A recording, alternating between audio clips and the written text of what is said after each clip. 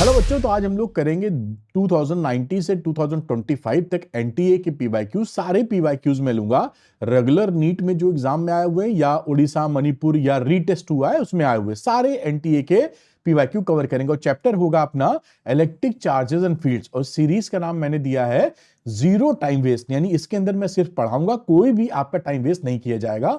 13 question total आए हैं 2019 से 2025 तक एनटीए में। तो नीट फिजिक्स डेली ऐसे वीडियो आपको शाम को 6 बजे मिलेंगे।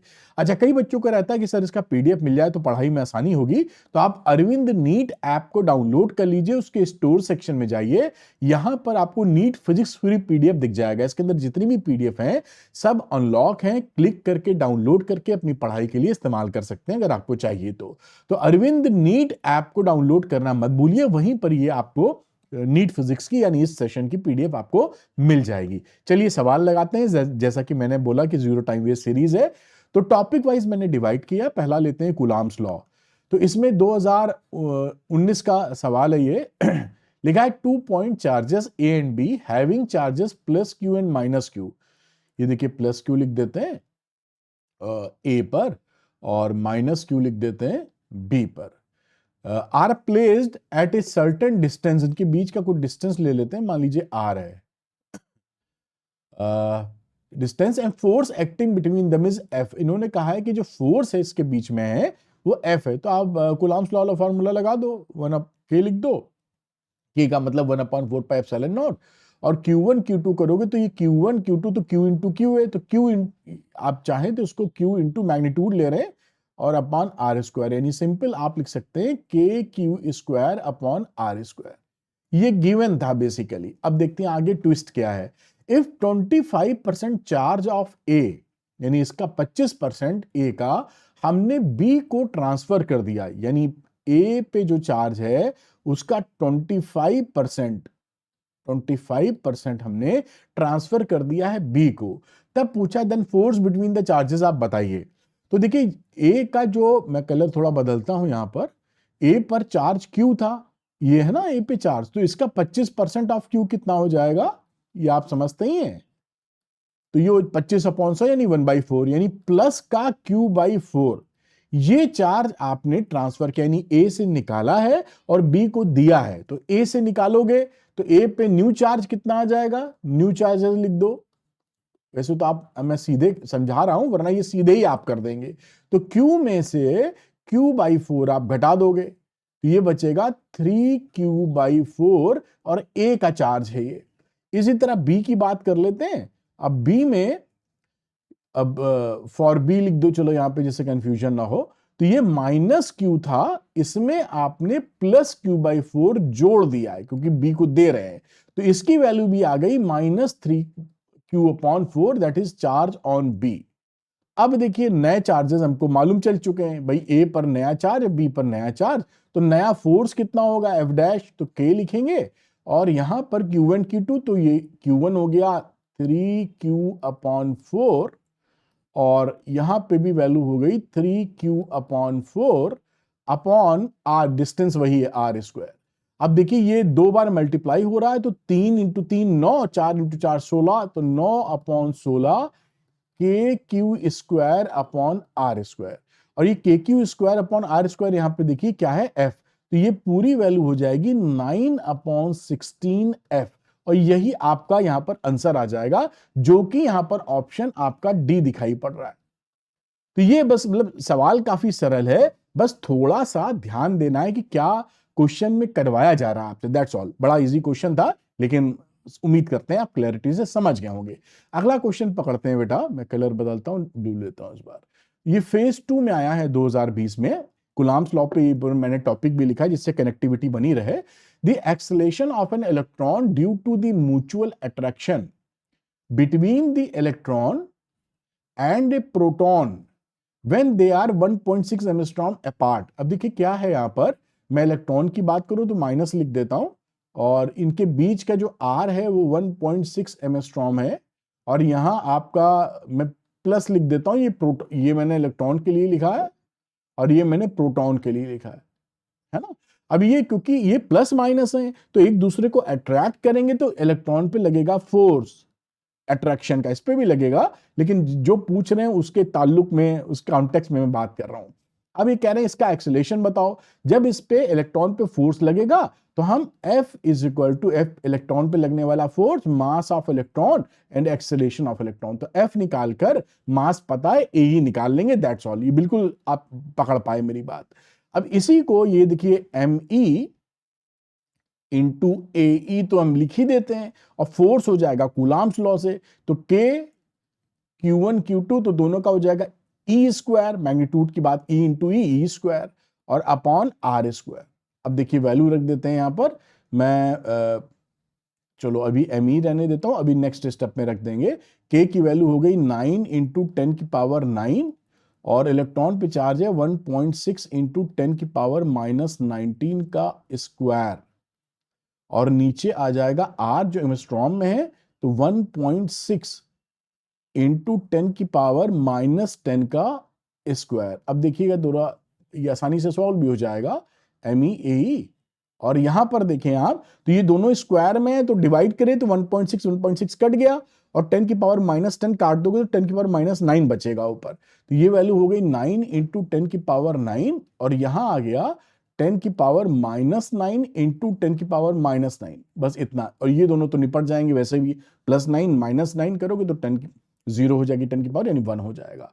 तो ये AE कितना हो गया, आप ये 9 बचा, ये 9 बचा, 9 इंटू 10 की पावर -9, और मास ऑफ इलेक्ट्रॉन जो कि है 9 इंटू 10 की पावर -31। बड़ी अच्छी बात है। अभी 9 से 9 कट गया, ये ऊपर ले जाओ तो 10 की पावर कितनी बचेगी, 31 में 9 घटा दो तो ये 22 बचा यहां पर, तो ये 22 बचा, और ये एक्सीलरेशन है मीटर पर सेकेंड स्क्वायर में। ये देखिए आपका आंसर आ गया। अब ये 10 की पावर 22, आपका D option is the correct option. ये डी यहां पर करेक्ट हो गया। ये ऐसे ही सवाल आते हैं और ऐसे ही आते रहेंगे, बस आपको सावधानी बरतनी है। ये कूलम्ब्स लॉ की कहानी खत्म हो गई है ना। आगे चलते हैं, अभी टॉपिक नंबर 2 है इलेक्ट्रिक डायपोल। इससे भी कई सवाल नीट में पूछे जाते रहे हैं। यहां पर फेज 2 2020 का मैं क्वेश्चन लेता हूं, और ये तो भैया फॉर्मूला ही बेस्ड है, आपको फॉर्मूला आता है तो खर्च से सही हो गया, बात खत्म। The electric field at a point on the equatorial plane at a distance r from the centre of the dipole. ये देखिए, ये डायपोल बना दीजिए, यहां लिख दीजिए -q, इसको लिख दीजिए +q, और ये हो गया सेंटर। इक्वेटोरियल प्लेन का मतलब है परपेंडिकुलर बाइसेक्टर पे कोई पॉइंट आप ले रहे होंगे P। यहां पर अब इसका जो इलेक्ट्रिक डायपोल मोमेंट होता है, आपको पता ही है कि माइनस से प्लस की तरफ जाता है, तो this is the direction of dipole moment. और इक्वेटोरियल में जो इलेक्ट्रिक फील्ड नेट बनती है वो हमेशा इस P से उल्टी अपोजिट डायरेक्शन में होती है। इसका डायरेक्शन इधर है तो इसका अपोजिट होता है। तो E और P में अगर वेक्टर फॉर्म में लिखा है तो माइनस आना चाहिए, तो ये माइनस, यानी ये B और C तो हो ही नहीं सकते क्योंकि यहां पे माइनस नहीं, इसमें माइनस है, देखिए इसमें माइनस है, ये दो हो सकते हैं। वैसे तो फॉर्मूला आपको याद ही है, फिर भी थोड़ा सा मैं कॉन्टेक्स्ट और दे देता हूं। अगर ये शॉर्ट डायपोल नहीं है तो फुल फॉर्मूला रिवाइज करा देता हूं। तब फॉर्मूला होता है E is equal to -1/4 pi epsilon not dipole moment upon R square plus A square की पावर 3/2। ये R ये वैल्यू है और A ये वैल्यू है। ये फॉर्मूला भी याद रखिएगा, कभी कभी आपको घुमा देते हैं। और अगर फॉर शॉर्ट डाइपोल, अगर डाइपोल शॉर्ट है तो A R के रिस्पेक्ट में काफी इग्नोर कर देते हैं, तो ये फॉर्मूला बन जाता है, सिंपलेस्ट फॉर्मूला जो आप याद किए हुए हैं, 1/4 pi epsilon not P upon RQ, है ना। ये फॉर्मूला यहां से मैच करेगा। अब मैं यहां पर ये आंसर हो गया, और ये आंसर किससे मैच कर रहा है, तो ये मैच कर रहा है ऑप्शन नंबर A से। तो ये A is the correct answer. उम्मीद करते हैं ये बात आप पकड़ पाए होंगे। और यहां देखिए R³ था, यहां R स्क्वायर था, तो ये छोड़ दिया, ये पकड़ लिया क्योंकि यहां ये ऐसे आ रहा है। बेसिकली फॉर्मूला याद होना चाहिए आपको, मैंने समझा इसलिए दिया कि रिवीजन भी हो जाए, क्योंकि मकसद अपना पढ़ाना है, केवल सवाल करके भाग नहीं लेना है, वो वरना फिर आप कर नहीं पाएंगे ना, कॉन्टेक्स्ट अगर नहीं मिलेगा। अगला सवाल देखते हैं 2022 का, जीरो टाइम वेस्ट है तो बिल्कुल खटाखट करते चलेंगे। यहां लिखा है 2 point charges minus Q and plus Q are located placed at a distance of L, minus Q plus Q L distance पर, as shown in the figure. अच्छा भाई ठीक है, अब आगे देखते हैं। The magnitude of electric field intensity at a distance R, R L से काफी बड़ा है। तो देखिए आपको मैं एक जनरल फॉर्मूला बताता हूं, उम्मीद करते हैं आपने इसको पढ़ रखा होगा, फिर भी ये बना देता हूं। चलो ये डायपोलिक बना लो, माइनस क्यू और प्लस क्यू, इसके सेंटर ले लो मिड पॉइंट, और यहां से मान लीजिए कोई पॉइंट पी यहां पर है, इधर बना देना था हमको पी, और ये मान लीजिए थीटा है, और ये तो ओ मैंने बनाए, ये डिस्टेंस आर है। कलर थोड़ा बदल लेते हैं इसको, पहले इसको साफ करो। फॉर्मूला आपको याद दिला रहा है जिससे कि आप सवालों को बेहतर ढंग से पकड़ पाए। तो यहां जो इलेक्ट्रिक फील्ड बनता है ये ई नेट कुछ ऐसा होता है, और ये आर से अल्फा एंगल बना रहा होता है। तो इसका मैग्नीट्यूड और डायरेक्शन लिखने की जब बारी आती है तो ई नेट अगर आप लिखोगे, ई नेट का मतलब मैग्नीट्यूड में हम बात कर रहे हैं, तो वैल्यू होती है kp upon r cube 1 + 3 cos square theta. अब ये फॉर्मूला आपको याद होना चाहिए, आप थीटा लगाओ काम खत्म। खैर और यही इसी से देखिए, तो मैग्नीट्यूड की सवाल यहीं से निपट गया। पूछ रहा है किसके प्रोपोर्शनल होगा इलेक्ट्रिक फील्ड, तो ये इलेक्ट्रिक फील्ड देखिए यहीं पर साफ दिख रहा है कि ई नेट की जो वैल्यू होती है वो 1/r³ के प्रोपोर्शनल है। तो r³ का मतलब है डी ऑप्शन, तो यहां आंसर आपका आ गया डी। अब यहां पर क्योंकि बात कंप्लीट करनी है मुझे जिससे कि आप बाकी सवाल भी कर पाए, अब कभी ये इलेक्ट्रिक फील्ड का ये अल्फा निकालने को आए तो इसका रिलेशन होता है tan alpha is equal to half tan theta. इसको भी ध्यान रखिएगा, थीटा आपको पता होता है और अल्फा ऐसे निकाल लेते हैं। तो ये होता है फॉर डायरेक्शन, किसका डायरेक्शन हम बात कर रहे हैं, नेट इलेक्ट्रिक फील्ड का, और ये मैग्नीट्यूड MAG लिखा है, मतलब मैग्नीट्यूड है। तो ये आप ध्यान रखिएगा, आपका काम मतलब आपको कॉन्टेक्स्ट भी समझ में आया और काम भी आपका बनता यहां दिख रहा है। चलिए अगला सवाल लेते हैं। तीसरा टॉपिक है कॉन्टिन्यूअस चार्ज डिस्ट्रीब्यूशन। अब इसमें ये यहां तो मैं आपको एक ऐसा शॉर्टकट बताने वाला हूं कि 10 सेकंड में आपका सवाल हो जाएगा। बाकी आप लंबाई चौड़ाई करेंगे तो इट विल टेक 3-4 मिनट्स, वो हम नहीं करेंगे। यहां पे आपको ट्रिक बताते हैं, शॉर्ट ट्रिक। तो लिखा है 2 metal spheres, one of radius r and the other of radius 2r। दो मेटल है, एक r 2r, have the same surface charge density sigma. They are brought in contact and separated. What will be the new surface charge densities on them? देखिए क्या होता है कि जब भी आप दो कंडक्टर को आपस में जब कनेक्ट कर देते हो किसी वायर से, तो उसके जब वायर कनेक्ट कर देते हो तो due to potential difference positive charge एक गोले से दूसरे गोले की तरफ, मतलब ए बी अगर हैं तो वो फ्लो करते हैं, और ये तब तक फ्लो करते हैं जब तक कि पोटेंशियल डिफरेंस सेम ना हो जाए, मतलब दोनों का सेम पोटेंशियल ना हो जाए। जब पोटेंशियल सेम हो जाता है यानी इक्विलिब्रियम में, मैं आपको शॉर्ट ट्रिक बताने वाला हूं, खट से सवाल करेंगे आप, शॉर्ट ट्रिक, यानी इक्विलिब्रियम के बाद, एट इक्विलिब्रियम, ठीक, इक्विलिब्रियम के बाद यानी कि जब V1 बराबर V2 हो जाए, जब दोनों सेम पोटेंशियल हो जाए, V1 V2 मतलब फाइनल पोटेंशियल सेम हो जाए, तो उसके बाद क्या होता है, कुछ रिलेशन आप पकड़ लीजिए। जैसे एक रिलेशन होता है σ1/σ2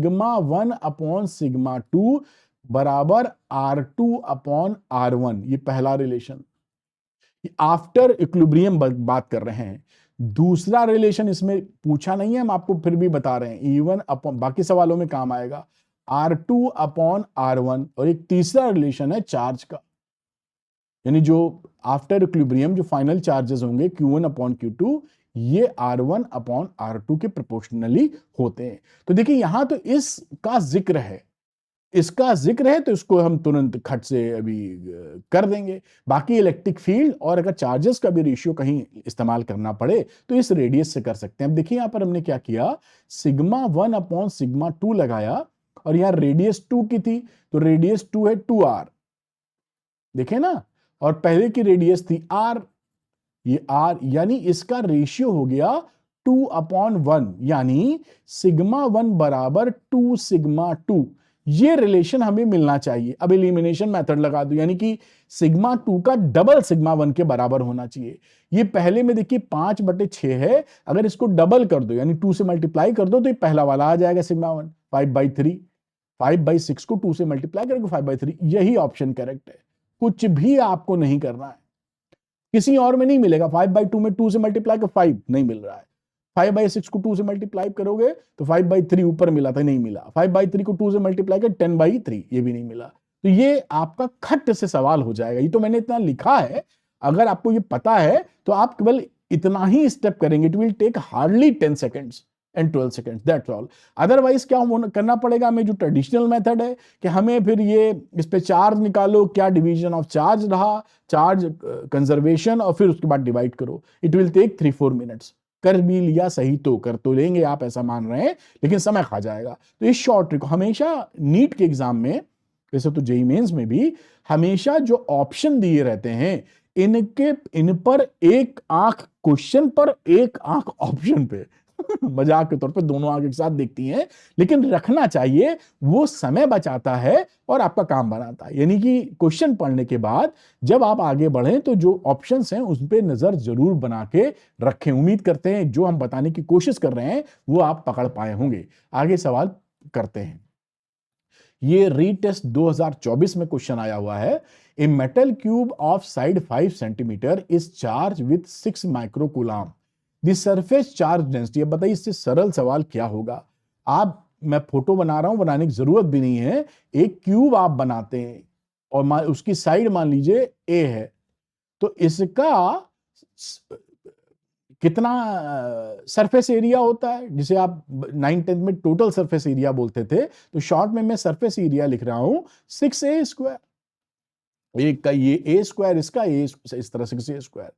अब सरफेस चार्ज डेंसिटी कितनी होती है, total charge upon surface area, इसे मैं s लिख दूं तो बस। अब इसमें हाई क्या, तो ये सिग्मा लिखा, चार्ज कितना है 6 माइक्रोकूलम, तो 6 इंटू 10 की पावर -6, ये हम इसका इस्तेमाल कर रहे हैं। सरफेस एरिया नहीं 6, और a² का मतलब है 5 सेंटीमीटर को हम चेंज करेंगे मीटर में, तो ये भाई साहब 10 की पावर -2 का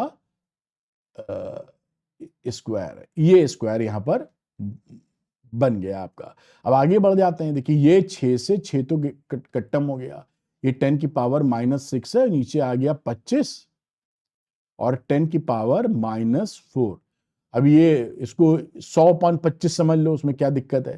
तो ये आ जाएगा देखिए 4, और क्योंकि ऊपर 100 माना था तो ये 10 की पावर -8 हो चुकी है, और ऊपर वाली 4 हो गई। तो ये वैल्यू कितनी हो गई, 4 इंटू 10 की पावर -4। अब या ऑप्शन में -4 चल नहीं रहा, -3 है, तो 0.4 इंटू 10 की पावर -3 कूलम पर मीटर स्क्वायर। और ये ऑप्शन आपका है ऑप्शन नंबर डी।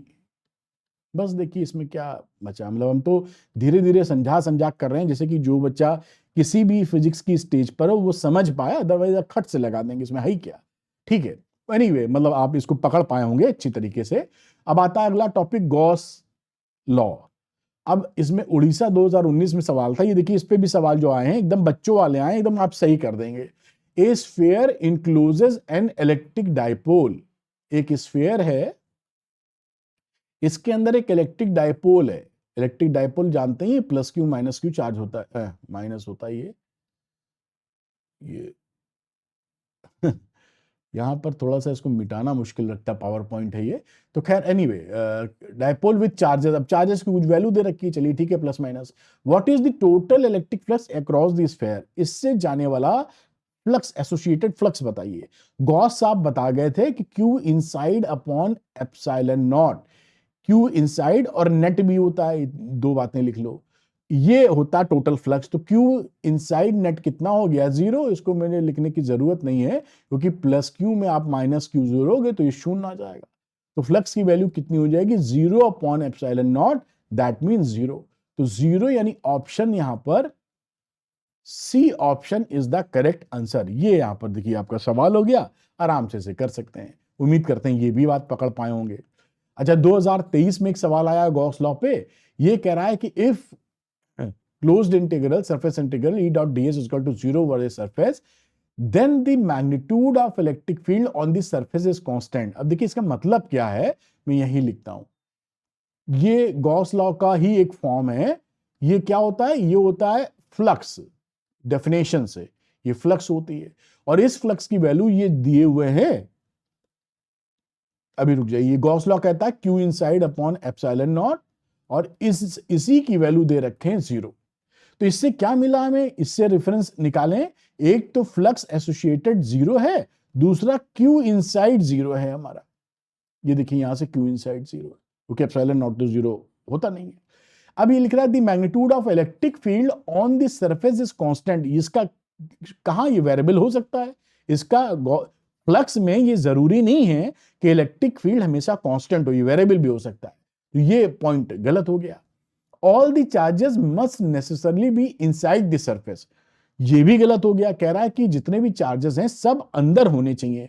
कोई भी क्लोज सरफेस ले लो, अगर कोई बाहर चार्ज है तो इसका फ्लक्स में कोई कंट्रीब्यूशन नहीं होता है, तो फ्लक्स 0 होने के लिए इसको अंदर होना हो, ये कोई जरूरी बात नहीं है। तो चार्जेस बाहर भी हो सकते हैं, कट्टम। The electric field inside the surface is necessarily uniform, इसका कोई लेना देना गॉस लॉ या इससे नहीं है। इलेक्ट्रिक फील्ड यूनिफॉर्म हो ना हो क्या फर्क पड़ता है, ये तो तब भी लगता है। अब एक ही बचा तो उसको पहले ही टिक मार दो। The number of flux lines entering the surface must be equal to the number of flux lines leaving it.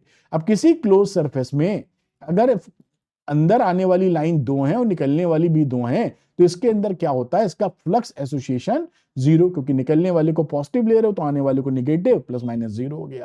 तो यही ऑप्शन ठीक है, यानी डी सही है। अगर इसमें इसका भी कुछ प्रीव्यू होता कि इसके अंदर चार्ज इनसाइड कितना है, वो भी हम कह सकते थे कि net charge inside this close surface will be 0, ये भी कह सकते थे। और फ्लक्स 0 है क्योंकि जितना इंटर हो रहा है उतना निकल रहा है। उम्मीद करते हैं ये भी आप पकड़ पाए। अब हम लेते हैं मणिपुर 2023 का ये क्वेश्चन, यहां पर है ना, कह रहा है ए charge Q microcoulomb is placed at the centre of A cube. एक क्यूब बना लो और इसके सेंटर पर, ये लगभग क्यूब समझ लेना, बनना तो कुछ और ही है इसके सेंटर पर आपने क्यू माइक्रोकूलम चार्ज रखा है। The flux coming out from any one of its faces, इसके जो फेस है ना, 1 2 6 फेसेस हैं, तो एक फेस से कितना है, तो बहुत सरल सवाल है। बेसिकली गॉस साहब बताते हैं कि टोटल फ्लक्स कितना निकलेगा, क्यू माइक्रोकूलम को 10⁻⁻⁶ कर देते हैं, ये माइक्रो है ना तो कूलम हो जाएगा अपॉन एप्सिलॉन नॉट। कितना कूलम चार्ज, ऐसा यूनिट में पूछा था, इतना टोटल है। तो अब क्योंकि ये सेंटर पे है तो सिमेट्रिसिटी है, तो हर फेस से इक्वल फ्लक्स पास होगा। कितने फेस है, 6, तो एक फेस से, 1 फेस से, एफ लिख देता हूं या फेस सी लिख दो, 6 से डिवाइड कर दीजिए, Q/6 epsilon not into 10⁻⁻⁶ coulomb, ये एसआई यूनिट, यही आपका आंसर है। और यहां अगर आप देखें तो ये बी ऑप्शन आपका यहां पर करेक्ट आ जाएगा। यहां एक इंटरेस्टिंग बात आपको बता दूं जिससे कि क्लैरिटी बढ़ जाए, अगर ये जो चार्ज भाई साहब सेंटर पे है, अगर ये सेंटर में नहीं होते, तो फोटो बना दें तभी तुम्हारे दिमाग में बढ़िया से घुसेगा, दोबारा बनाना पड़ेगा। ये मान लीजिए क्यूब है ना, बात समझना मेरी, और इसके सेंटर पे चार्ज नहीं, यहां पे चार्ज है, सेंटर पे नहीं है, ओ पे नहीं है, कहीं और ये पॉइंट पी पर चार्ज है। तो क्या होता, अब भी जो टोटल फ्लक्स होता वो यही होता Q/एप्सिलॉन नॉट, और 10⁻⁻⁶ लगाना लगाओ, इतना ही होता। लेकिन अब आप एक फेस से जाने वाले फ्लक्स के लिए इसको 6 से डिवाइड नहीं कर पाते। गॉस लॉ भी वैलिड है, लेकिन सिमेट्रिसिटी ना होने की वजह से आप इसको Q/6 एप्सिलॉन नॉट नहीं कर पाओगे, ये ध्यान रखना।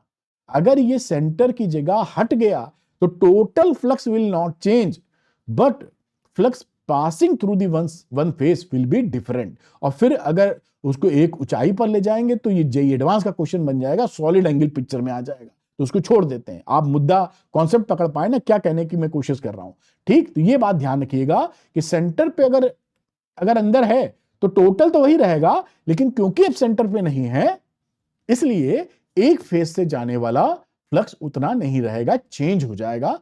जैसे लाइट होती है ना, मजेदार बात, अगर किसी दीवार के पास, वॉल के पास ले जाओ तो दीवार ज्यादा चमकने लगेगी, ज्यादा फ्लक्स ले रही है, और जिस दीवार से दूर जा रहे हो कमरे में, उस पर कम लाइट आ जाएगी तो फ्लक्स वहां कम हो रहा, ऐसे समझ लो, है ना। तो और अगर दीवार कमरे के बीचों बीच बल्ब जलाया तो चारों तरफ रोशनी फैल रही है, ऐसा कह लीजिए। खैर, उम्मीद करते हैं बात पकड़ पाए। मणिपुर 2023 का सवाल फिर से लेते हैं।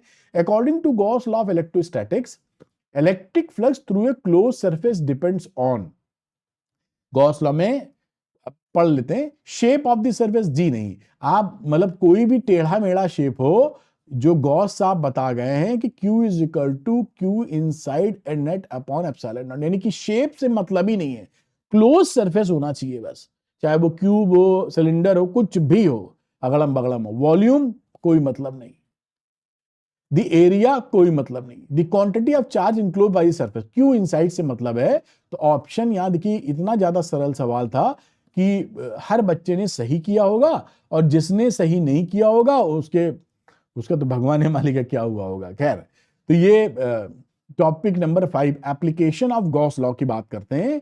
यहां पर 2019 का सवाल है, इसको भी हम लोग पिक्चर में लेते हैं, मतलब सॉल्व करते हैं, इसका कलर थोड़ा बदलते हैं। लिखा है, two parallel infinite line charges with linear charge densities plus lambda और माइनस। देखिए, लीनियर चार्ज डेंसिटी का मतलब होता है चार्ज पर यूनिट लेंथ, एक यूनिट लेंथ पे कितना चार्ज है।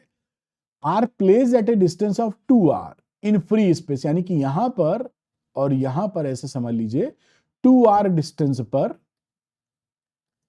ये प्लस लेमडा है तो ये पॉजिटिवली चार्ज है, इसको मैं प्लस लेमडा दिखाता हूं लीनियर चार्ज डेंसिटी, और ये नेगेटिवली चार्ज है तो इसे मैं माइनस लेमडा कूलम पर मीटर दिखा रहा हूं, बराबर है।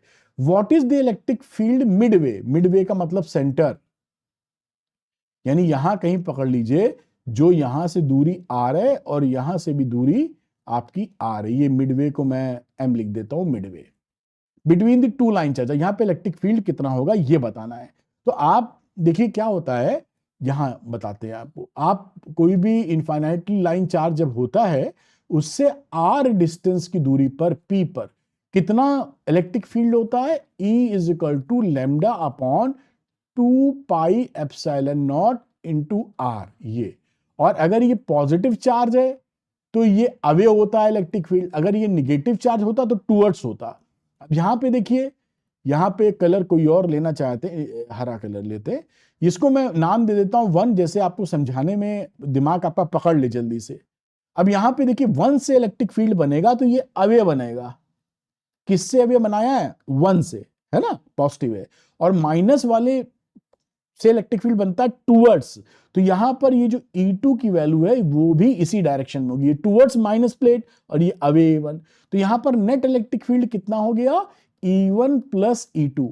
अब क्योंकि ये तो मिड वे में दोनों के लिए इलेक्ट्रिक फील्ड सेम ही है, चाहो तो मैं लिख भी दूं, वरना वही चीज है। ये आ गया देखिए lambda upon 2 pi epsilon not r, और डायरेक्शन ले चुके तो माइनस प्लस ना कर देना, और यहां भी वैल्यू आ गई 2 pi epsilon not into r, क्योंकि ये डिस्टेंस तो यहां से आर ही है, डबल हो गया, सिंपल, हम जानते हैं 2 से 2 कट जाएगा, और ई नेट की वैल्यू आ जाएगी lambda upon pi epsilon not r, ये यहां पर आपकी वैल्यू आ जाएगी। ये आंसर यही आपका होना चाहिए। तो ये आंसर आपका मैच कर रहा है ए से, तो this is your answer A. इस तरह से सवाल करेंगे तो ये आपके पकड़े, मतलब आपको क्लैरिटी मिलनी चाहिए यहाँ पे। उम्मीद करते हैं ये बात आप पकड़ पाए। अगला क्वेश्चन लेते हैं, और ये है आपका 2019 का आया हुआ क्वेश्चन है। A hollow metal sphere of radius R is uniformly charge, the electric field due to the sphere at a distance R from the centre. ये देखिए एक मेटल स्फीयर है, हॉलो मेटल स्फीयर है, उसको मान लीजिए आप चार्ज किए हुए हैं, ये सेंटर है, इसका रेडियस मान लीजिए आर है, और ये कोई आर ले रहे हैं आप, पॉइंट पी है। तो इसका फॉर्मूला आप जानते हैं, वो ग्राफ भी जानते हैं, उसी में बताया कब बढ़ेगा घटेगा। इसका ग्राफ आप जो बनाते हैं, वो ग्राफ कई चीजों का याद रखिएगा तो फटाफट सवाल हो जाएंगे। देखिए दिखाता हूं, फॉर्मूला पकड़ेंगे तो दिमाग में उलझन होगी। अब ये देखिए इलेक्ट्रिक फील्ड इनसाइड होता है 0, तो यहां पर आर बराबर आर, मतलब सरफेस तक जो इलेक्ट्रिक फील्ड है उसकी वैल्यू आएगी 0। उसके बाद ये जो इस तरह से डिप करता है rectangular hyperbola q upon r square से इस तरह से, तो ये इलेक्ट्रिक फील्ड हो गया और यहां वैल्यू हो गई r is greater than r और ये हो गई r is less than r, ये वाला पोर्शन और ये वाला पोर्शन। ठीक, अब यहां पे देखिए 0 as r increases for r is less than r. अब लिखा 0 से आर की तरफ बढ़ता है, बात ठीक है, पहले 0 होता है और फिर लिखा है इंक्रीजेस एज आर। अब ये गलत लिखा है, यहां पर देखिए आर स्क्वायर बढ़ने पे ई घट जाएगा, तो ये पहला ऑप्शन गलत है, पहली लाइन सही थी, दूसरी लाइन गलत है। डिक्रीजेस, डिक्रीज नहीं, एज आर इंक्रीजेस, डिक्रीज नहीं, कांस्टेंट रहता है, 0 रहता है, तो ये भी गलत हो गया।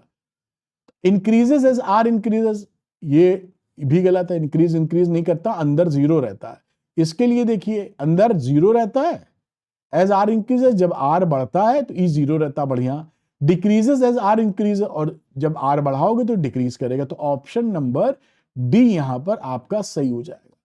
तो ये ग्राफ जो इसका आप बनाते हैं, अंदर इलेक्ट्रिक फील्ड 0 होता है और जब बाहर इलेक्ट्रिक फील्ड की बात करते हैं तो इस पे जो चार्ज होता है वो ऐसा एक्ट करता है जैसे वो पूरा का पूरा सेंटर पे सेंट्रलाइज्ड हो। तो वो सिंपल फॉर्मूला लगा देते हैं इलेक्ट्रिक फील्ड वाला, जो आप मतलब ये जो बाहर लगाते हैं k Q upon r square, ये जब हम r is greater than r की बात कर रहे हैं और जब आप r is equal to r कहते हो तो इस आर को कैपिटल आर से रिप्लेस कर देते हो। बहुत सिंपल सी बात है। खैर उम्मीद करते हैं ये बात आप यहां पकड़ पाए होंगे। अगला सवाल देखते हैं, फेज 1 2020 का। ए spherical conductor of radius 10 centimetre has a charge of this one distributed uniformly. Spherical conductor है, उस पे चार्ज जो है वो 3.2 इंटू 10 की पावर -7 कूलाम डिस्ट्रीब्यूटेड है। इसकी रेडियस दे रखी है 10 centimetre. What is the magnitude of electric field at a point 15 cent. देखिए यहाँ पे 10 सेंटीमीटर से 15, ये देखना जरूरी होता है, यानी बाहर है ये। आर बराबर 15 सेंटीमीटर, अगर अंदर बोला होता तो खट से हम क्या करते, 0 कर देते। अब यहां पे निकालना, बस ये फॉर्मूला बहुत ही सरल है, क्योंकि जब ये बाहर चले जाते हो तो सबका सब ऐसे होता है जैसे सेंटर पे हो। तो इलेक्ट्रिक फील्ड के क्यू अपॉन आर स्क्वायर, इससे आपको निकालना है। के मतलब कूलाम्स कांस्टेंट 9 इंटू 10 की पावर 9। चार्ज कितना है 3.2 इंटू 10 की पावर -7। आर कितना है 15 सेंटीमीटर, तो 15 इंटू 10 की पावर -2 का ये रहा स्क्वायर। आगे बढ़ते हैं एक कदम, तो ये हो गया 9 इंटू 10 की पावर 9 में से 7 गए, ये बचा 2, ये हो गया 3.2 और नीचे आ गया 15 15 225, तो ये 225 लिख दो और ये 10 की पावर -4। ये 5 2 7 2 9 से जा रहा है, तो ये 9 से काट सकते हो, लग तो रहा कट जाएगा। 9 9 9 2 18 और 3 35, 9 से नहीं कटेगा, 3 से काटें, इसको थोड़ा सा आपको सॉल्व करना पड़ जाएगा। तो ये मान लीजिए 3 3 9, 3 7 21, 3 5 15, तो ये अब ये वैल्यू कितनी आ गई कैलकुलेशन में, 3 इंटू 3.2 अपॉन 75, ये 25 आ ही रहा है, पूरा कट जाता, और ये वैल्यू आ गई 10 की पावर 6 बेटा।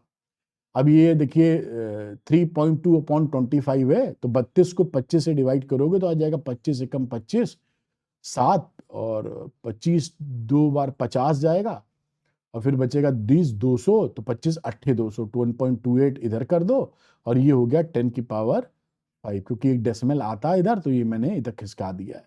ये न्यूटन पर कूलाम आपकी वैल्यू आ गई, और ये ऑप्शन आपका है यहाँ पर, A option is the correct one, ये आंसर हो गया। तो ये इस तरीके से आप सवाल यहाँ पर बना लेंगे, मेरे ख्याल से आप ये पकड़ पाए होंगे। तो मैंने सारा आपका एनटीए में जो क्वेश्चन आए थे करा दिए, कि इंपॉर्टेंट इन्फॉर्मेशन, क्योंकि जो नीट के टॉपर्स होते हैं वो ये तीनों रिसोर्स छोड़ते नहीं है बेटा। 10 ईयर्स के पीवाईक्यू नीट के, एनसीईआरटी के एग्जाम्पल्स और एक्सरसाइज 11 12 फिजिक्स के दोनों बता रहा हूं, और एग्जाम्पलर के एमसीक्यूज, क्योंकि ये इसी से ट्विस्ट बनता है। और एग्जाम्पलर में क्या है ना बेटा, 2 टाइप के एमसीक्यू है, एक तो एमसीक्यू टाइप 1 और एक है एमसीक्यू टाइप 2। तो टाइप 1 में होता है सिंगल करेक्ट ऑप्शन और टाइप 2 में होते हैं नॉर्मली 4 ऑप्शन, 5 भी हो जाते हैं कभी कभी। इन चारों को चेक करना पड़ता है कि कौन मल्टीपल करेक्ट ऑप्शन होते हैं, चारों सही हो सकते हैं, चारों गलत हो सकते हैं, कुछ भी हो सकता है। तो ये 4 सवाल के बराबर होता है। आपको प्रिपरेशन के लिए एमसीक्यू टाइप 1 टाइप 2 दोनों करने चाहिए, जिससे कॉन्सेप्ट मजबूत हो जाए और आप पक्की तौर पे दूसरों से आगे बढ़ जाएं। तो ये तीनों जो मटेरियल है, इसमें केवल अगर क्वेश्चंस की बात करेंगे तो 1294 क्वेश्चन के आसपास हैं। रोज अगर 40-50 क्वेश्चन लगाते हैं तो 20-25 दिन में ये पूरा खत्म हो जाएगा। और ये वो है जहां से एनटीए पेपर बनाता है। तो ये रिसोर्स, क्योंकि नीट का टॉपर कोई नहीं छोड़ रहा, तो आप क्यों छोड़ेंगे? आप भी लगा मारिए, फाइनाइट कोर्स है, 20-25 दिन में खत्म हो जाएगा। तो नीट संपूर्ण ये आपको मदद करता है। तो अगर आप नीट संपूर्ण की मदद लेना चाहते हैं तो अरविंद नीट ऐप को डाउनलोड कीजिए, उसके स्टोर सेक्शन में जाइए, यहां पर नीट संपूर्ण दिखेगा, उसे लेकर अपने सिलेक्शन के चांसेस को पक्का कर लीजिए लगभग। तो रियल डॉक्टर इस बार बन जाइए, फ्यूचर से रियल डॉक्टर, और फिजिक्स को अपना कंपेनियन बनाइए, ना कि ऑब्स्टेकल कि वो रोके आपका सिलेक्शन। तो 150 प्लस लाना काफी आसान हो सकता है। उम्मीद करता हूं ये वीडियो आपके लिए काफी इंटरेस्टिंग रहा होगा। वीडियो पसंद आया तो लाइक कीजिए और अरविंद नीट चैनल को सब्सक्राइब कीजिएगा, और कमेंट जरूर करके जरूर बताइएगा कि आपको ये वीडियो कैसा लगा, जिससे मैं इसी स्टाइल में जो आपको मदद करे ऐसे वीडियो बना सकूं। Thank you very much, all the best, bye बेटा।